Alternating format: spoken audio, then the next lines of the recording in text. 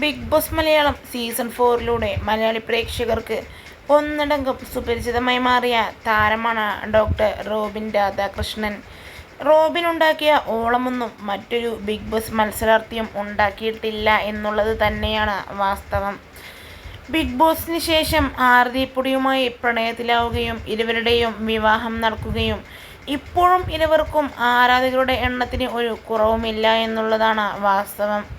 ഇപ്പോഴിതാ കാത്തിരിപ്പിനൊടുവിൽ ഏവരെയും ഞെട്ടിച്ചുകൊണ്ട് ഇരുവർക്കും ഒന്നിച്ച് ഒരു അവാർഡ് കിട്ടിയ സന്തോഷ വാർത്ത ആരാധകരെ അറിയിച്ചുകൊണ്ടാണ് ഇരുവരും ഇതിനോടകം രംഗത്തെത്തിയിരിക്കുന്നത്.